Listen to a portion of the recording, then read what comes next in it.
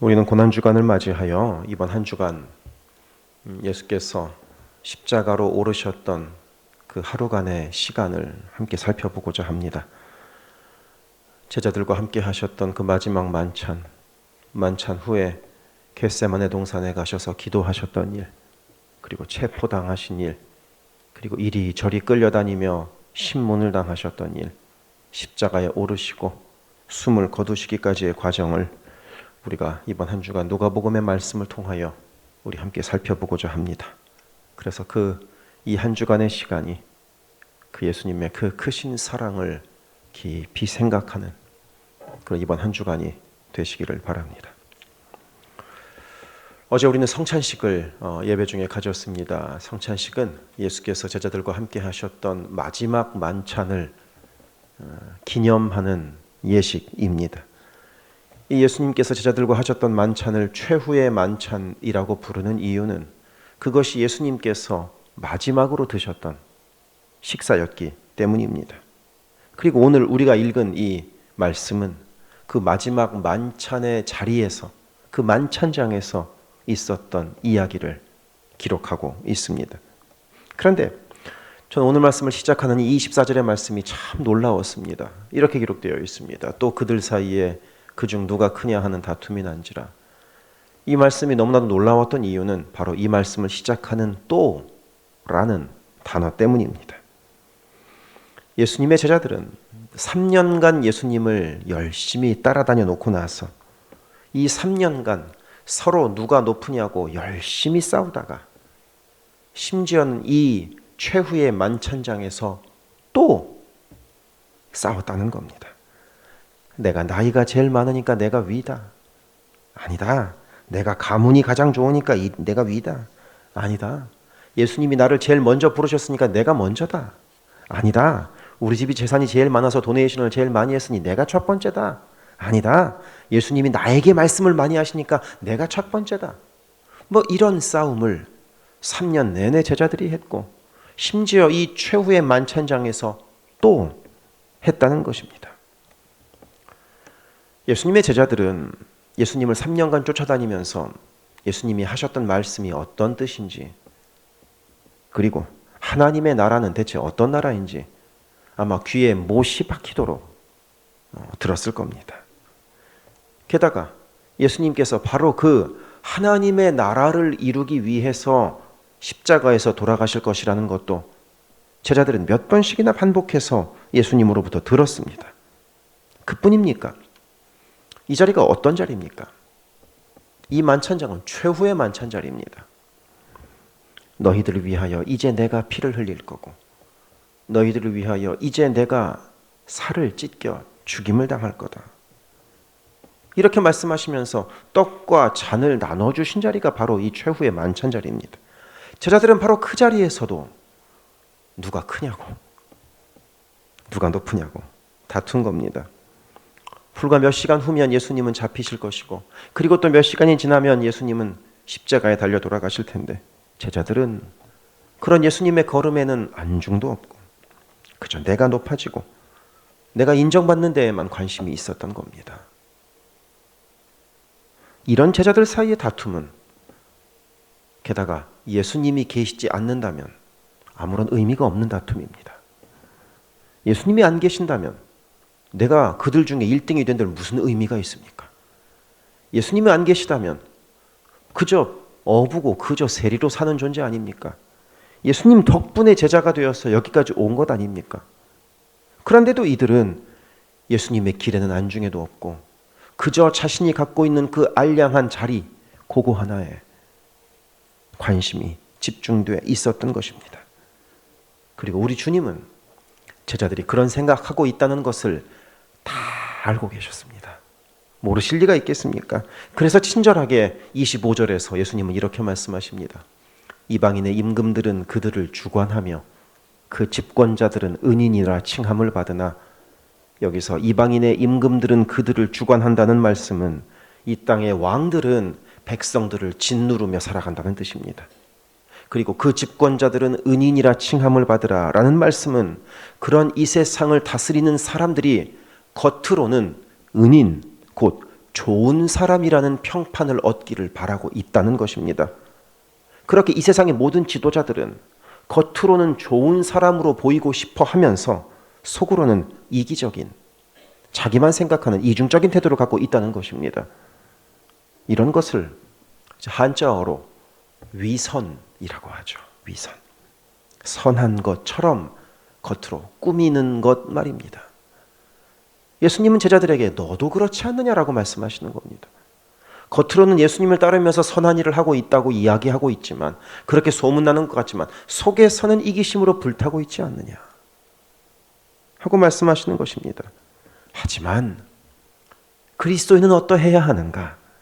이어지는 26절에서 이렇게 말씀하십니다. 너희는 그렇지 않을지니 너희 중에 큰 자는 젊은 자와 같고 다스리는 자는 섬기는 자와 같을지니라. 여기서 젊은 자라는 말은 어린 사람을 뜻합니다. 요즘 말로 하자면 사회 초년생, 이런 의미입니다. 그러니까 높은 사람은 낮은 사람처럼 살아야 하고, 다스리는 자는 섬기는 사람처럼 행동해야 한다는 것입니다. 그것이 바로 그리스도인의 삶이라는 겁니다. 이 세상 사람들과는 다른 기준과 다른 가치관으로 살아가야 한다는 것입니다. 많은 분들이 교회 안에서의 직분을 계급으로 인식합니다. 그런 분들 참 많이 보았습니다. 그래서 목사가 장로보다 높고 장로가 집사보다 높다고 생각을 합니다. 근데 그런 기준으로 하자면 제가 우리 교회에서 가장 높은 사람입니다. 지금도 가장 높은 데 서 있지 않습니까? 그러다 보니 이 작은 교회 안에서도 누가 목사와 더 가깝냐, 이런 이야기를 하는 이것을 종종 듣게 됩니다. 하지만 교회의 직분은 계급이 아닙니다. 주님은 우리가 계급으로 서로를 구분하라고 직분을 주신 것이 아닙니다. 역할의 차이인 겁니다. 목사는 목사가 할 역할이 있는 것이고, 장로는 장로가 할 역할이 있는 것이고, 집사는 집사가 할 역할이 있는 것입니다. 그러니 서로 존중하고 서로 격려해야 한다. 서로 상대방을 존중해줘야 한다라는 의미가 바로 이 26절의 의미인 것입니다. 그리고 그와 함께 우리 주님께서는 그것을 본을 보이셨다고 27절에서 이렇게 말씀하십니다. 앉아서 먹는 자가 크냐, 섬기는 자가 크냐. 앉아서 먹는 자가 아니냐. 그러나 나는 섬기는 자로 너희 중에 있노라. 아마 이 말씀으로 볼 때 예수님은 제자들과 함께 식사하시는 자리에서도 종종 섬기셨던 모양입니다. 한가운데 턱하니 앉아가지고 차려주는 음식만을 드셨던 것이 아니라 예수님이 직접 숟가락도 좀 전달해 주시고 음식도 날라주시고 이렇게 하셨던 모양입니다. 그러니까 섬기는 자로 너희 중에 있다고 말씀하지 않으셨겠습니까? 이렇게 생각하면 누가 크냐고 싸운 이 12명의 제자들이 더욱더 놀랍습니다. 몸소 섬기시는 스승의 모습을 자신의 두 눈으로 직접 3년간 봐왔으면서도 내가 먼저 섬겨야겠다고 생각하기는커녕 내가 너보다도 높다고 생각하고 있었으니까요. 곰곰이 생각해보면 우리도 그럴 때가 많지 않은가 싶습니다. 우리도 내가 높아지는 것, 내가 힘이 세지는 것, 내 말이 남들의 말보다 더 영향력이 있는 것을 아주 중요하게 생각합니다.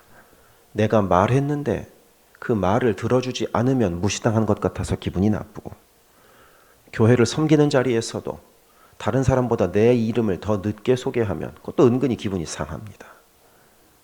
쟤보다 내가 더 교회 오래 있었는데 왜 나를 쟤보다 늦게 소개하나, 이런 생각 종종 하기도 합니다. 양보하고 참고 인내하기보다는 화내고 분노하는데 빠릅니다. 봉사하는 자리에 나만 빼놓고 무언가를 하면 또 그것도 서운합니다. 그리고 내가 섬기는데 내 이름이 드러나지 않으면 또 그것도 서운해합니다. 하지만 주님 섬기는데 내 이름이 드러난들 드러나지 않은들 그게 무슨 상관이 있습니까? 주님을 섬기는데 사람들이 알아준들 알아주지 않은들 그게 무슨 상관이 있습니까? 그게 무슨 의미가 있습니까? 이 강단에 이제 백합이 몇 송이 보이시죠?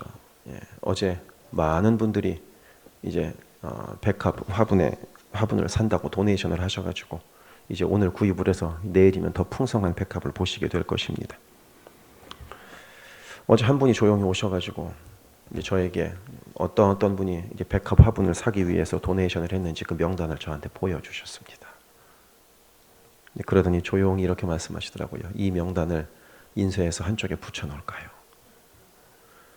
이분은 좋은 뜻으로 말씀하시는 겁니다. 제가 그걸 알고 있습니다. 뭐냐면 도네이션 하신 분들이 고마우니까 그런 분들 좀 격려해주면 어떻습니까? 하는 좋은 의미로 말씀하시는 것이라는 걸 전 다 알고 있습니다. 하지만 제가 하지 말라고 말씀드렸습니다. 왜? 주님은 우리가 드러나지 않게 섬기는 걸 좋아하시고 그리고 그런 섬김에 복 주시는 분이기 때문입니다. 그러니 우리 안에 그런 모습이 혹시 있지는 않은가 하고 우리 자신을 살펴볼 수 있기를 바랍니다. 나를 드러내려 하고 내 말이 더 영향력 있으려 하고 내가 높아지려 하는 모습은 없는지 우리 스스로를 잘 살필 수 있기를 바랍니다. 저도 당연히 제 자신을 살펴야 합니다. 그리고 우리의 기도 시간이 그런 거 살피는 시간입니다. 마치 주문을 외우듯이 쉴 새 없이 내 요구사항을 하나님께 이야기하고 뒤돌아서 나가는 것이 우리의 기도의 시간이 아니라 하나님의 눈으로 나를 바라보면서 혹시 나에게 고칠 점은 없는지, 혹시 내가 회개할 것은 없는지 찬찬히 돌아보며 나 자신을 바꿔가는 것이 하나님이 정말로 기뻐하시는 기도의 모습이기 때문입니다. 그리고 그렇게 나 자신을 바꿔가고 겸손을 실천하고 주님께서 먼저 섬기셨듯 나도 먼저 섬기는 자세로 살아갈 때 주님께서는 무엇을 약속하시는가? 30절에서 이렇게 말씀하십니다. 너희로 내 나라에 있어 내 상에서 먹고 마시며 또는 보좌에 앉아 이스라엘 12지파를 다스리게 하려 하노라. 곧 영광스러운 자리를 주신다는 겁니다. 내가 다투고 상대방을 밟고 일어서서 이런 영광스러운 자리에 오르게 해주시는 것이 아니라 심지어는 예수님과의 그 마지막 만찬장에서도 누가 더 높냐고 다투고 싸우는 모습으로 이런 영광스러운 자리에 오르게 되는 것이 아니라 앉아서 먹는 자가 아니라 서서 섬기는 자로 살아갈 때 이런 영광스러운 자리를 하나님께서 예비해 주신다고 우리 주님께서 말씀하십니다. 우리의 신앙생활이 그렇습니다. 우리는 누군가 위에 군림하려고 신앙생활하지 않습니다. 내 이름 드러내려고 신앙생활하지 않습니다. 편하게 앉아서 대접받기 위하여 예수 믿지 않습니다. 예수님이 섬기셨으니 나도 섬기겠다. 그것도 편하지 않게 섬기겠다 하는 마음이 있기 때문에 예수를 믿는 겁니다. 그리고 오늘 말씀에 이 최후의 만찬장에 이 사건이 있은 이후로 대략 한 달 반쯤이 지나면 예수님은 승천하시고 남겨진 제자들이 그런 삶을 살게 될 것이었습니다. 주님은 마지막 순간까지 제자들이 그렇게 섬기는 자로 살아가도록 준비시켜 주셨던 것입니다. 그래서 32절에서 베드로에게 이렇게 말씀하십니다. 그러나 내가 너를 위하여 내 믿음이 떨어지지 않기를 기도하였노니 너는 돌이킨 후에 내 형제를 굳게 하라. 우리 주님은 오늘도 우리를 위하여 이렇게 기도하고 계십니다. 우리가 믿음이 떨어지지 않기를, 우리가 어떤 고난과 어려움에도 주님을 굳게 붙들게 되기를, 그리고 무엇보다도 누군가 위에 군림하거나 정복하는 삶을 사는 것이 아니라 낮아짐으로 섬김으로 이름도 없이 빛도 없이 살아가는 힘을 얻게 되기를 우리 주님께서는 오늘도 우리를 위하여 기도하고 계십니다. 그러니 오늘 우리 고난주간 특별 새벽 기도의 첫째 날 우리의 기도가 우리의 욕망의 기도가 아니기를 바랍니다. 우리의 계획과 우리의 소원을 하나님께 설득시키는 기도가 아니기를 바랍니다. 내가 매번 기도하는 기도 제목을 하나님이 모르시겠습니까? 내가 기도할 때마다 구하는 것들, 그거 하나님이 모르시겠습니까? 하나님은 다 아시고 있습니다. 그러면서도 왜 안 주시겠습니까? 이유는 하나입니다. 기도가 부족해서가 아닙니다. 우리의 삶이, 우리의 마음이 먼저 바뀌기를 주님은 바라시는 겁니다. 아무리 주님께서 내 문제를 해결하시려고 해도 그 문제를 해결받고 나서 하나님을 멀리 떠날까? 하나님은 염려하시는 겁니다. 그토록 구하는 것을 주었더니 마치 탕자와 같이 그것 들고 멀리 떠나버릴까 봐 하나님은 다 아시고도 안 주시는 겁니다. 우리의 속에서는 여전히 오늘 말씀 속의 제자들처럼 누가 크냐고 다투고 시기하고 질투하고 있음을 우리 주님께서 다 알고 계시기 때문입니다. 그래서 내가 구하는 것을 가졌을 때 어떤 일이 벌어지게 될지 우리 주님 다 알고 계시기 때문입니다. 그러니 오늘의 기도에서는 나 자신을 돌아볼 수 있기를 바랍니다. 주님, 내가 회개할 것이 무엇입니까? 내가 사랑하기보다는 미워하고 있는 것이 무엇입니까? 내가 불쌍히 여기기보다는 시기하고 질투하고 있는 것이 무엇입니까? 내가 진실하고 정직하기보다는 나도 모르게 거짓을 말하고 있는 것은 무엇입니까? 내가 아무도 모르게 짓고 있는 죄는 무엇이 있습니까? 내가 품어주고 끌어안기보다는 비난하고 비방하고 있는 것은 무엇이 있습니까? 이렇게 우리 자신을 돌아볼 수 있기를 바랍니다. 그렇게 주님께서 쓰시는 그릇으로 우리들의 마음과 우리들의 내면과 삶을 준비해 나아갈 때 주께서 가장 좋은 것으로 우리에게 덧입혀 주시리라 믿습니다. 기도하겠습니다.